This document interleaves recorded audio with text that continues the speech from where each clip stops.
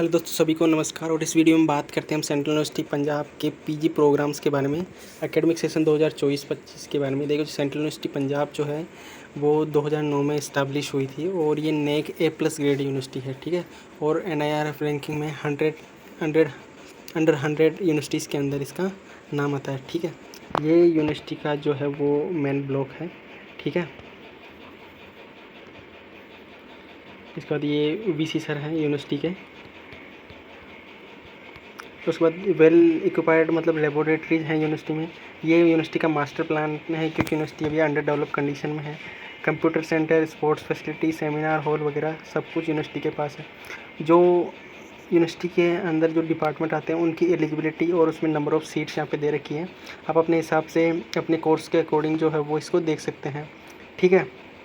ये PG prospectus है, इसको आप यूनिवर्सिटी की साइट से डायरेक्ट जाके डाउनलोड कर सकते हैं। CUPV पीजी प्रोस्पेक्टस आप गूगल सर्च करेंगे तो वो आ जाएगा, ठीक है। www.cup.edu.in की ऑफिशियल वेबसाइट है। अप्लाई कैसे करना है तो CUET का एंट्रेंस आपको देना है, उसके बाद काउंसलिंग होगी। CUET की जब आप फॉर्म भरेंगे तो उसमें भी आप सेंट्रल यूनिवर्सिटी पंजाब सेलेक्ट करेंगे। जब आपकी काउंसलिंग होगी तब आप इसमें अप्लाई करेंगे, ठीक है। तो CUET का अप्लाई करने का लिंक ये दे रखा है। पैटर्न और सिलेबस वगैरह चेक करने का ये है।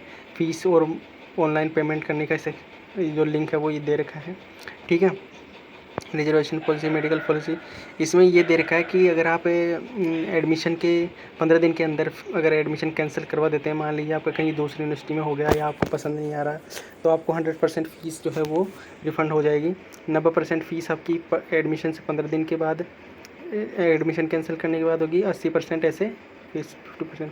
लेकिन UGC के तरफ से हर साल एक गाइडलाइन निकलती है जिसमें आपको जब सारी यूनिवर्सिटीज़ के अंदर एडमिशन चल रहे होते हैं तो एक स्पेसिफिक मतलब 1-2 महीने बाद तक का टाइम मिलता है जिसमें आप एडमिशन जो है कैंसिल करवा सकते हैं, ठीक है। हॉस्टल फ़ीस की बात करें तो देखिए इस तरह से कुछ फ़ीस स्ट्रक्चर रहता है मास्टर्स प्रोग्राम के लिए, MA MAd, ठीक है, MSc MBA LLM के लिए। तो आप ये अपना जो फ़ीस का प्रोग्राम है वो देख सकते हैं। देखिए 14,000, 22,000, 17,000 ये है MA के लिए। MAd और MPAd के लिए 22,000 और MSc के लिए फ़ीस है 17,557। इसी तरह अलग अलग कोर्स के लिए अलग अलग फ़ीस है। पहले सेमेस्टर में क्योंकि आपकी सिक्योरिटी वगैरह जमा होती है तो उसके लिए जो आपकी फ़ीस जो है ज़्यादा लगती है।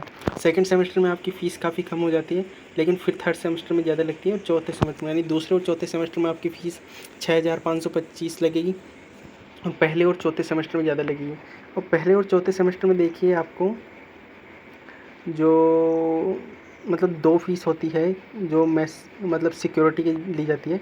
वो आपसे सिक्योरिटी लेते हैं और फिर उसको जो है वो आपको वापस कर देते हैं जब आप यहाँ से पूरा कोर्स करके निकलते हैं, ठीक है। हॉस्टल की फ़ीस जो है वो 15,600 है मतलब, और इसके अंदर 3,000 हॉस्टल और मेस सिक्योरिटी है, ठीक है। ये 6,000 रुपये आपको वापस हो जाएंगे और 1,000 रुपये नॉन रिफंडेबल जो फ़ीस है रजिस्ट्रेशन फीस वो है।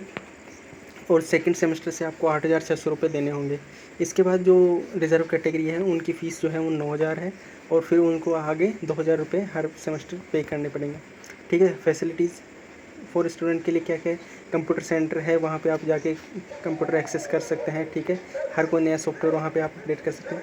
लाइब्रेरी है जिसमें बहुत सारी बुक्स है, 53,000 के लगभग बुक है। और मतलब जनरल्स जो है मतलब प्रेस्टिजियस जनरल जो अच्छे जनरल हैं उनका एक्सेस यूनिवर्सिटी के पास है, ठीक है। स्टूडेंट के लिए हॉस्टल हैं जिसमें 2 गर्ल्स के हॉस्टल है, 2 बॉयज़ के हॉस्टल है, जिसमें आपको wifi, bed, study table, chair, अलमीरा और अच्छा पानी, electric supply, housekeeping facility, hygienic food, common room और टीवी फैसिलिटी जो है वो आपको मिलती है। देखिए यहाँ पे नोट लिख रखा है कि limited hostel facilities available. Hostel to student admitted in PG programme shall be allotted subject to availability, otherwise they shall have to make their own arrangement for stay.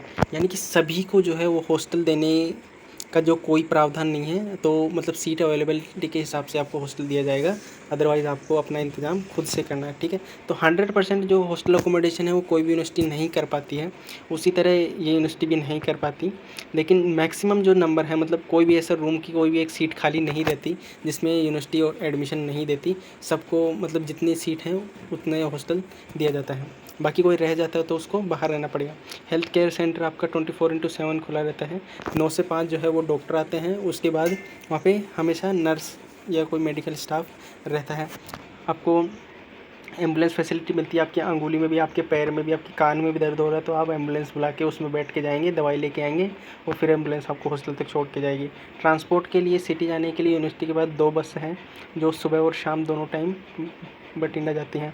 Museum है, यूनिवर्सिटी की sports facility है, running track, football ground, cricket ground, court, outdoor volleyball, basketball, सारे sports यहाँ पे available हैं।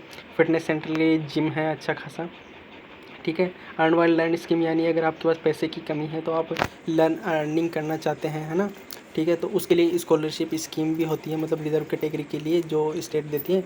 उसके अलावा जो लोग को स्कॉलरशिप नहीं मिलती है उन लोगों के लिए आप जो है वो मेस, लाइब्रेरी और कंप्यूटर सेंटर और जो ऑफिस है यूनिवर्सिटी के, वहाँ पे आप काम करके मतलब पर घंटे के हिसाब से कुछ अर्न कर सकते हैं। उसमें फ़िक्स टाइम ऑफ होर्स होते हैं जिसमें आप अर्न कर सकते हैं। स्टूडेंट काउंसिल मतलब असिस्टेंट फंड है।